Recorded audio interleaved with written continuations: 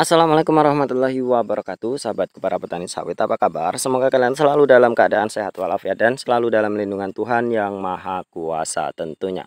Teman-teman, pada video kali ini kita akan berbicara masalah ketika kita sudah menebarkan pupuk lalu sesudahnya itu turun hujan deras. Nah, apa yang terjadi dengan pupuk kita? Apakah aman-aman saja atau hilang? Nanti kita akan bicarakan dari sudut pandang kita sebagai petani kecil, dan kita akan berbicara secara sederhana sehingga nanti kita bisa mendapatkan solusi-solusi yang harus kita lakukan. Itu teman-teman. Jadi teman-teman, pemupukan adalah salah satu faktor yang menimbulkan biaya yang cukup tinggi dalam perawatan berkebun kelapa sawit. Maka dari itu, kita sebagai petani harus memang benar-benar memahami bagaimana tata laksana penebaran pupuk yang baik dan benar. Lalu ketika kita sudah menebarkan pupuk capek-capek dan kemudian turun hujan yang cukup lebat, apa yang terjadi dengan pupuk kita? Apakah bisa diserap lebih baik atau malah kehilangan dari pupuk yang kita tebarkan? Nah, teman-teman, faktor-faktor inilah yang harus kita pahami. Yang pertama, yang harus kita perhatikan atau yang harus kita ketahui, curah hujannya itu lebat, sedang, atau memang benar-benar lebat sekali. Itu yang harus kita ketahui. Ketika hujannya hanya hujan sedang, maka itu akan menjadi hal yang malah membuat pupuk kita itu semakin cepat diserap, atau itu adalah hal yang paling baik sebenarnya. Ketika kita sudah tebar pupuk lalu turun hujan, itu adalah hal yang paling baik. Kemudian hujan lebat. Nah, hujan lebat ini klasifikasinya ketika ada hujan namun tidak menimbulkan aliran atau genangan di permukaan tanah atau di permukaan piringan, maka itu juga menjadi lebih baik teman-teman. Penyerapannya itu akan menjadi lebih baik, dan tentunya itu yang kita harapkan. Namun ketika dikategorikan hujan lebat sekali, nah hujan lebat sekali ini seperti apa? Hujan lebat sekali ini biasanya menimbulkan genangan atau aliran di permukaan tanah. Nah, itu yang sangat-sangat berbahaya untuk kebun kita. Sebenarnya bukan berbahaya untuk kebun kita teman-teman, tapi berbahaya untuk kantong kita, itu yang pasti. Karena pupuk yang kita tebarkan, potensi kehilangannya itu lumayan cukup tinggi, 50 hingga 90% itu bisa berpotensi hilang. Nah, apakah 10%-nya bisa diserap? Tentunya bisa teman-teman, karena hujan itu ketika turun tidak akan langsung deras dan menimbulkan aliran.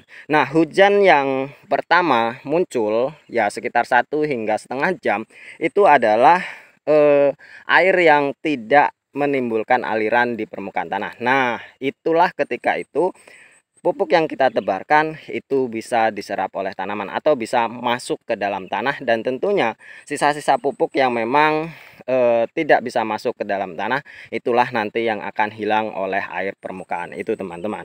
Nah, yang kemudian yang harus kita ketahui, faktor-faktor kehilangan dari pupuk kita ini apa saja faktornya. Nah, nanti kita akan bicara tentang solusinya. Yang pertama yang mempengaruhi dari kehilangan pupuk itu, yang pertama tentunya hujan yang cukup sangat deras sehingga bisa menimbulkan aliran di permukaan tanah, itu teman-teman. Yang kedua adalah masalah elevasi tanah. Nah, elevasi tanah ini sangat penting ketika memang kebun kita ini elevasinya cukup miring teman-teman, maka potensi kehilangannya itu cukup besar. Maka dari itu, ketika kebun teman-teman semuanya memiliki elevasi yang memang lumayan cukup ekstrim atau cukup miring, maka saya sarankan untuk membuat teras siring atau tapal kuda atau tapal gajah ya seperti itulah teman-teman. Pokoknya buatlah supaya piringan itu lebih datar, dan ketika kita menebarkan pupuk, maka pupuk itu tidak terbawa oleh air hujan. Itu teman-teman yang terpenting. Yang kedua yang mempengaruhi dari hilangnya pupuk kita adalah setelah elevasi, itu adalah daya serap tanah.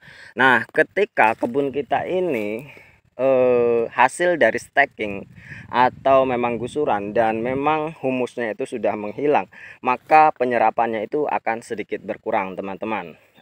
Daya serapnya itu akan berkurang. Beda dengan tanah humus seperti yang punya saya ini, tanah humus seperti ini, maka daya serapnya itu lumayan cukup cepat.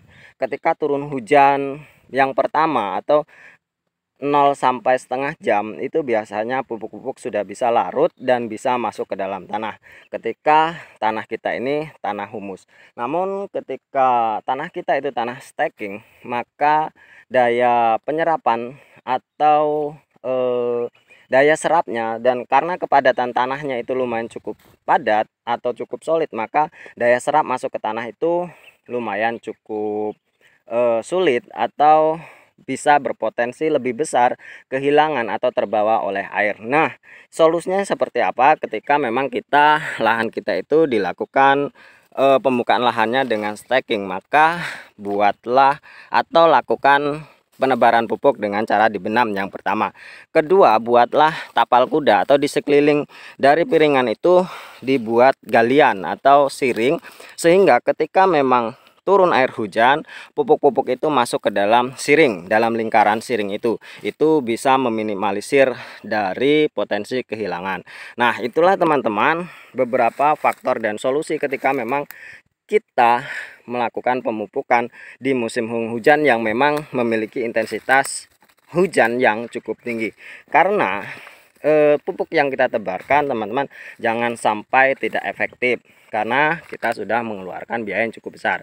Ya, kita harus ekstra mengurus sawit teman-teman, memang memerlukan tenaga dan biaya yang cukup besar.